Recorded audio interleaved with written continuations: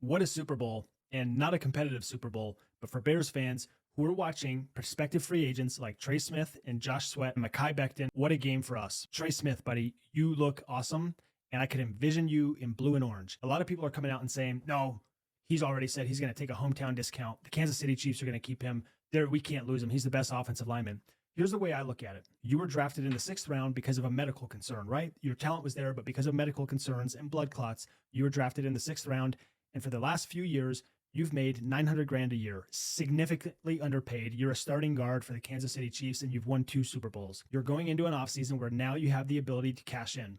You have a very, very, very high chance of becoming the highest paid guard in the NFL.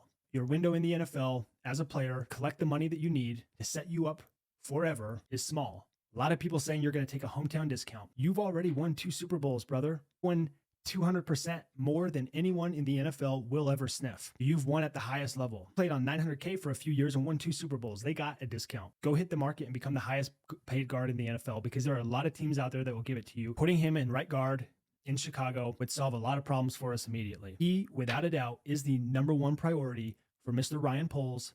Go get Trey Smith. The only hope that Kansas City has at keeping him is if you franchise tag him. But you're going to have to fill a lot of gaps this offseason. You're not going to be able to pay everyone, and you're certainly not going to be able to pay top dollar. And when I say top dollar, I mean $20 million plus to an offensive guard. I don't think you're in position to do that. Now, if you want to go franchise him, be my guest. But it suck for us.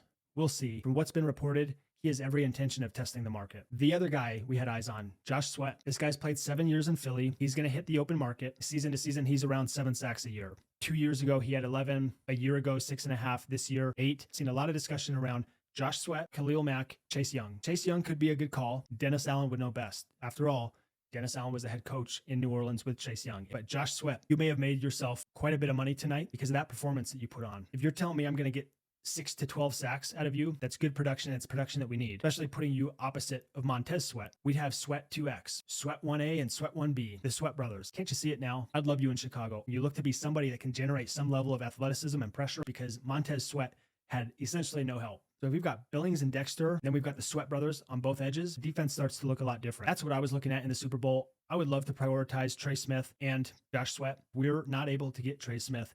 If he does get franchised, after I cry myself to sleep, I don't think Mekhi Becton is such a bad idea. He's a mammoth, and he looks a lot better at right guard. The trenches are priority, and we need to solve for that. If we don't solve for the trenches, nothing else matters. I don't care if we draft Ashton Jeanty.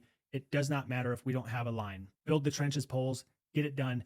Go Bears, baby. Bear down.